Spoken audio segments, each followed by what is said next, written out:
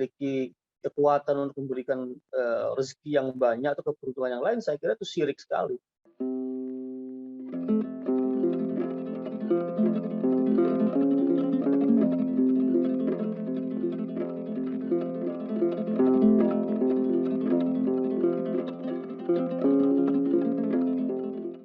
Ya, ini kan sebuah fenomena ya yang muncul di tengah glamoritas modernitas ya.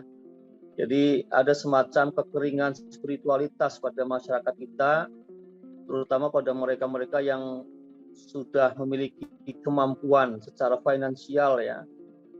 Lalu mereka ingin mencari kepuasan spiritual. Nah, sayangnya karena mereka tidak paham bagaimana agar kita itu puas secara spiritual, ya tentu kalau kita yang mengarahkannya kepada taqarrub ilallah, gitu kan, pelampiasan mereka ya dengan hal-hal yang aneh-aneh seperti itu ya, dengan menjadikan boneka sebagai ya dianggap anak lah, dianggap teman lah, ya tentu itu sangat bertentangan dengan ajaran Islam. Ya, kalau boneka sebagai mainan ya ada masalah. Ya, boneka mainan anak-anak gitu ya, itu nggak apa-apa karena Siti Aisyah pun dulu mainannya adalah boneka. Jadi kalau boneka kemudian dianggap memiliki arwah ya, atau boneka itu kemudian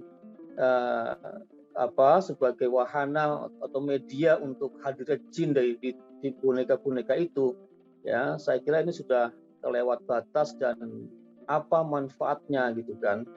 Nggak ada manfaatnya sama sekali, bahkan kalau kemudian menganggap bahwa itu memiliki kekuatan tertentu ya, atau memberikan keberuntungan tertentu, nah itu sudah jatuh ke dalam kesyirikan ya. Kita menganggap benda-benda mati ya, lalu benda-benda itu dianggap memiliki kekuatan untuk memberikan rezeki yang banyak atau keberuntungan yang lain, saya kira itu syirik sekali.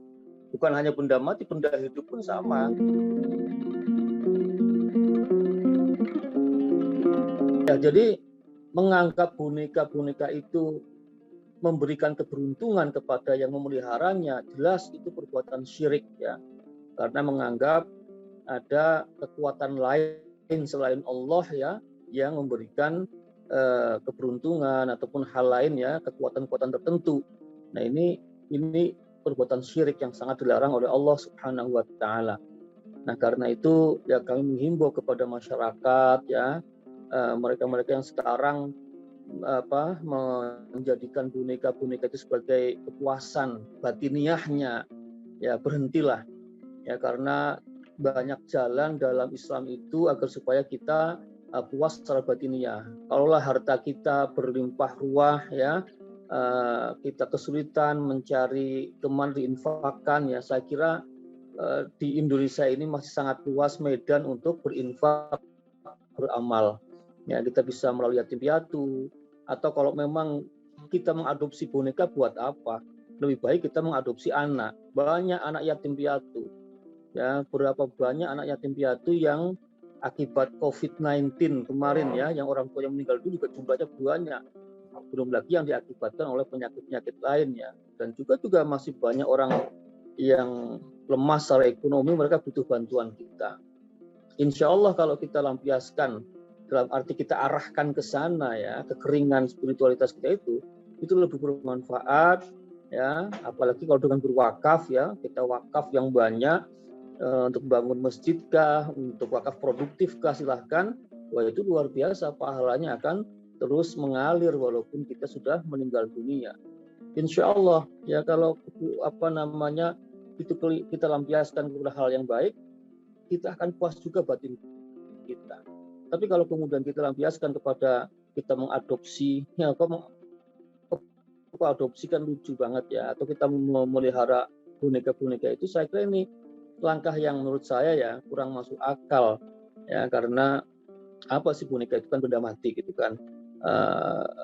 Lebih baik kita lampiaskan kepada manusia yang membutuhkan bantuan kita.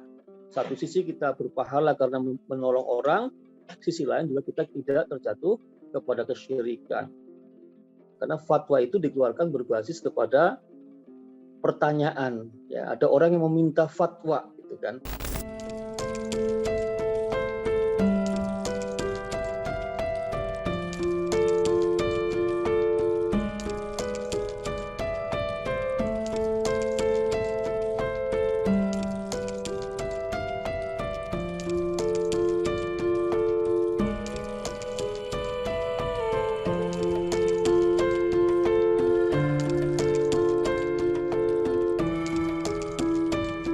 Kalau MUI sendiri, ya saya kira hal-hal yang sudah jelas ya bisa langsung didakwahkan ke masyarakat.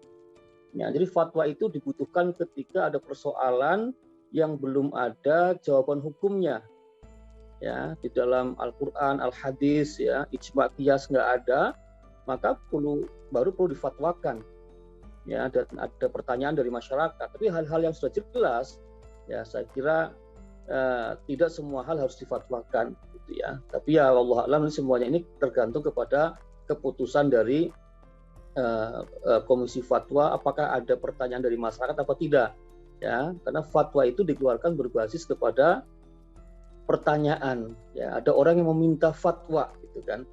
Ya, meminta fatwa itu biasanya yang akan diproses sebagai fatwa kalau satu masalah tadi itu masalah kekinian yang belum ada dasar hukumnya dalam Al-Quran, Sunnah, ya, ijma' maupun qiyas, ya, ataupun qaul ulama nggak ada, maka memang perlu ada ijtihad kontemporer, ya, ijtihad kekinian itu yang perlu dijawab oleh komisi fatwa dan nanti akan diputuskan sebagai fatwa. Tapi saya kira kalau masalah boneka ini ya persoalan yang sangat jelas hukumnya lah, ya, artinya tanpa ada fatwa pun kita sudah bisa memberikan dakwah kepada mereka bahwa perbuatan itu adalah perbuatan yang bisa menyesatkan akidah kita, ya, kalau sampai kita meyakini bahwa boneka-boneka itu memberikan keberuntungan kepada kita.